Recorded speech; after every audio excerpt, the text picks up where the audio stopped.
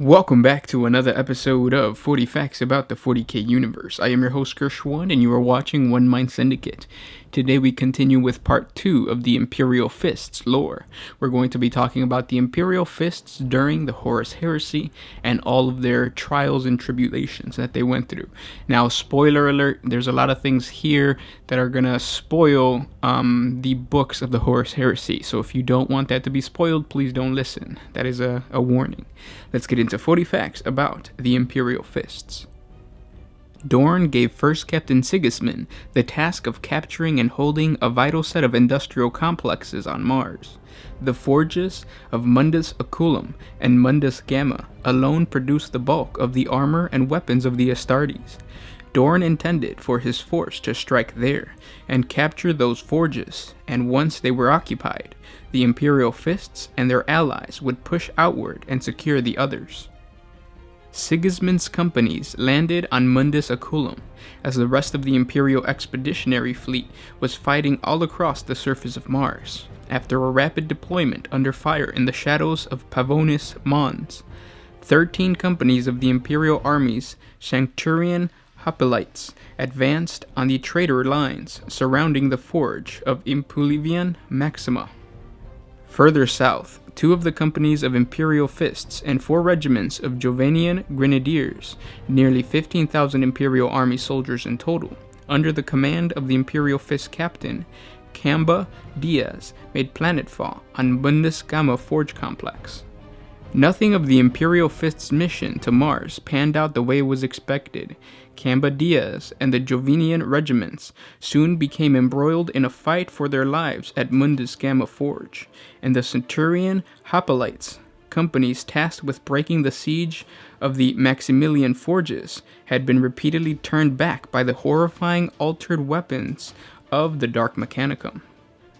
Though the fighting was desperate, Camba Diaz eventually secured the armor forges and the ammunition silos, but his company was outnumbered 100 to 1.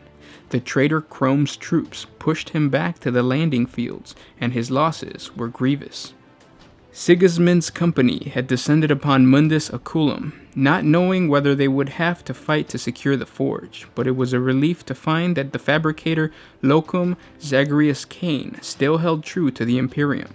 Sigismund secured vast quantities of munitions for transport back to Terra, including nearly 12,000 suits of Mark IV power armor and twice as many Astartes weapons.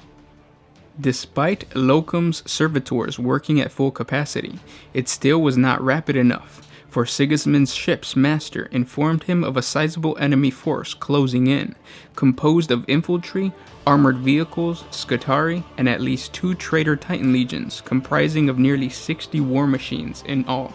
Sigismund's desire to wreak a bloody vengeance on the heads of those who had rebelled against the Emperor conflicted with his necessity of the mission his Primarch had given him to secure the vital armor and weapons of Cain's forge that would be needed to defend the Imperial Palace at a later date.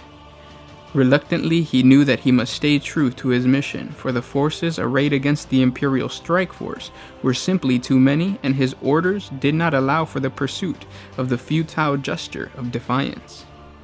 Locum Cain warned the Imperial Fist's first captain that if both the Mundus Oculum and Mundus Gamma forges fell, the Imperium would have no way of replenishing the combat losses they would sustain in any meaningful way. After barely a few hours worth of fighting, both Mundus Oculum and Mundus Gamma were burning, with vast swaths of their industrial machinery and manufacturing capabilities destroyed. The loss of such irreplaceable technology and knowledge would be felt by the Imperium for many millennia to come. Like comets launching from the surface of Mars, the Imperial starships fled from the heavens. Astartes and Imperial Army vessels jolted in the sky in their haste to depart the Red Planet. Barely 1,000 loyalist warriors were able to escape from the planet's surface before the Manufactorums fell into the hands of the traitors. The desperate rearguard action of the Astartes and other loyalists on Mars, and the sacrifice of many thousands of lives, at least had secured tens of thousands of suits of newly fabricated Mark V and Mark VI Space Marine power armor, and other vital materials that would ultimately prove to be the edge for the forces of the Imperium in the campaign against the traitor legions of Horus Lupercal. As the Horus heresy raged throughout the galaxy, Lord Dorn fortified the defenses of the Throne World and the Sol System for the inevitable push on Terra that the War Master of his traitor legions would make. Terra had been made a fortress, but it was a fortress with two walls, the wall within and the wall without.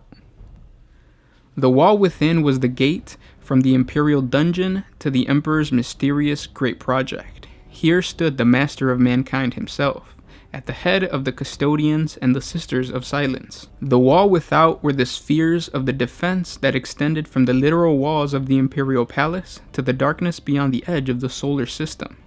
On this outer wall stood the Praetorian of Terra, Rogal Dorn, and his Imperial fists. If either wall fell, then everything would be lost. The Imperial Fist defense of the solar system was divided into spheres. All the defenses and forces within each sphere was commanded by a senior Imperial Fist raised to the rank of Lord Castellan by Rogal Dorn.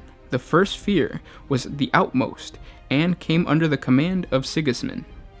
The second was commanded by Helbrick, while the third, under Ephraid, enclosed the Martian battlesphere and had the traitorous Dark Mechanicum tech priest fully bolted in.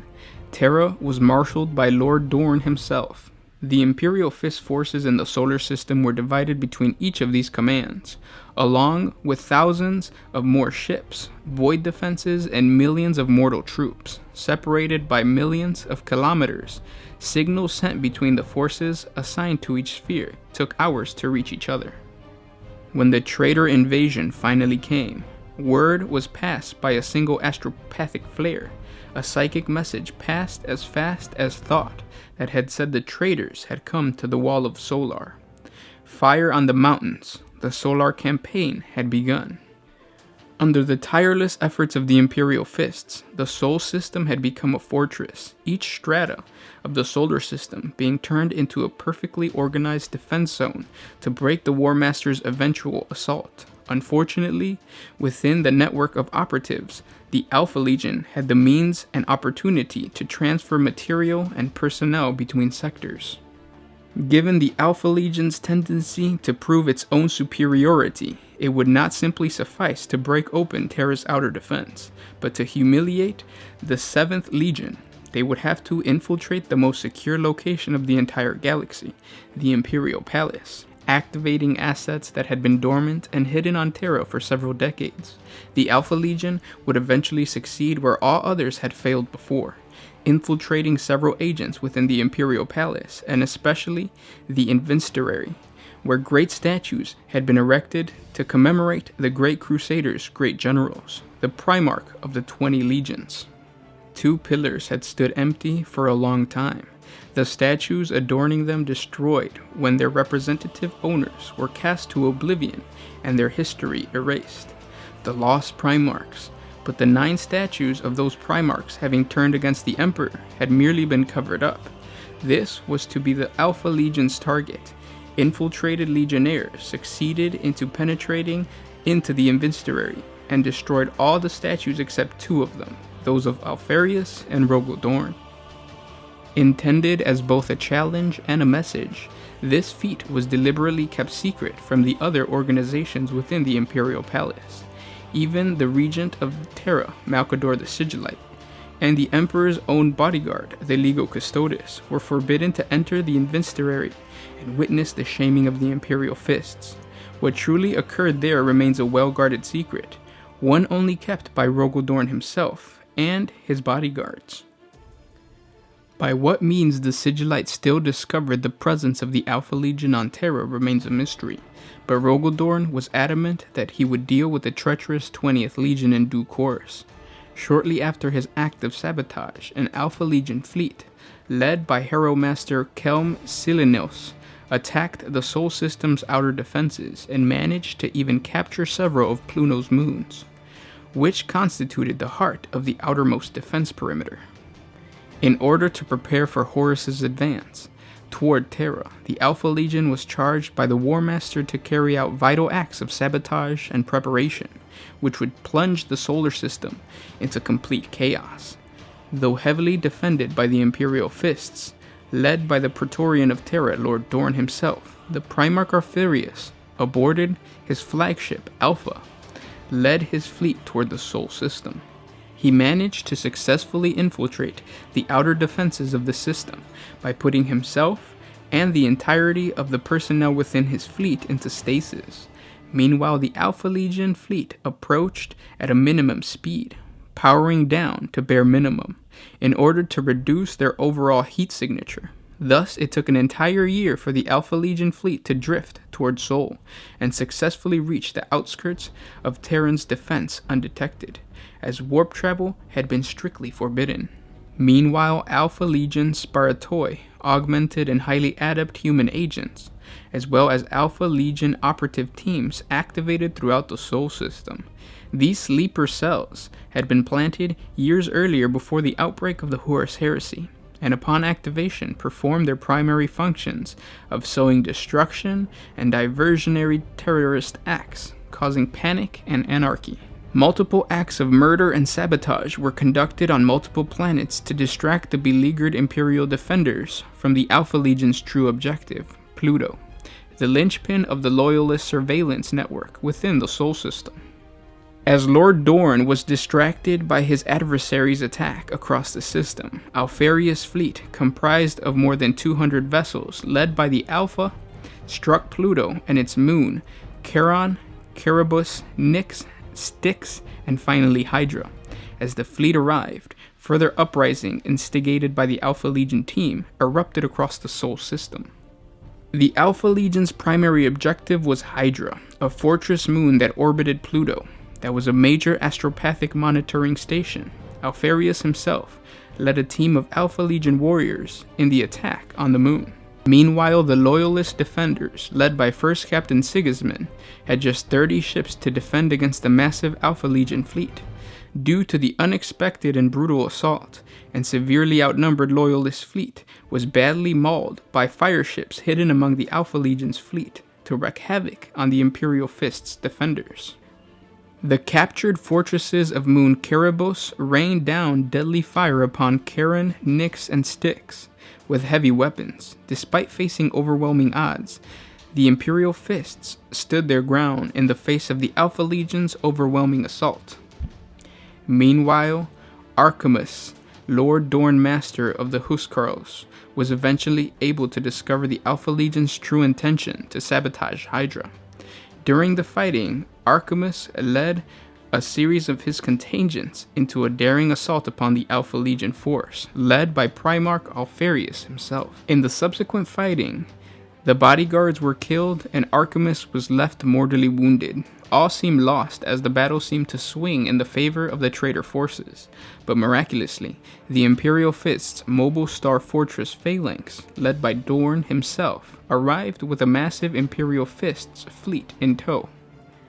They were boasted with additional reinforcements from the Armada Imperialis. Ultimately, the competing gravity wells throughout the Sol system, the Imperial Fist's fleet managed to arrive quickly by slingshotting itself toward Pluto. The Imperial Fist reinforcements immediately pacified the captured guns of Erebus as Lord Dorn led his Hurskal in an assault upon the astropathic chamber on Hydra. Dorn and his remaining bodyguards teleported directly into the locked chamber and soon joined battle against Alfarius and his elite Larinian Terminators. Archimus looked on helplessly as the two Primarchs fought one another in an epic life-or-death duel. When Alfarius was about to impale Dorn with his pale spear, the now dying Archimus grabbed the hilt of the weapon and deflected it harmlessly into a non-vital area of Dorn's chest. This gave Lord Dorn the opening he needed to grab the weapon's hilt, and using his deadly chainsword, Storm's Teeth, he sliced through Alfarius' wrists, severing his hands from his arm, before slashing the former brother across his chest, and then impaling him with his own spear. Finally, Lord Dorn finished off Alfarius with a deadly chop of his mighty chainsword into the top of his skull. With the death of their Primarch, the Alpha Legion fleet withdrew and retreated from Pluto. At the moment of his twin Primarch's death, Omegon sensed the demise of his sibling and became distant. Shortly thereafter, he was notified that the War Master demanded that Alfarius speak with him so that he could know the status of the Alpha Legion's attack on the solar system. Like he had done many times before, Omegon immediately took upon himself his brother's name and permanently assumed the mantle of the Primarch of the 20th Legion. And those were 40 facts about the Imperial Fists during the Horus Heresy. I hope you guys enjoyed. I'm going to put this video along with the Horus Heresy playlists, but at the same time, this is part 2 of the Imperial Fists playlist. So don't forget that there's going to be a part 3, possibly part 4, more than likely part 4. So please subscribe to the channel if you haven't already, so you can get more awesome Warhammer 40k content, and of course Imperial Fists content. Thank you guys so much if you're already a subscriber. Thank you for commenting, liking, and sharing. You guys are doing an awesome job by helping us out. So I'll catch you in the next one. This was Gershwin with One Mind Syndicate, signing out.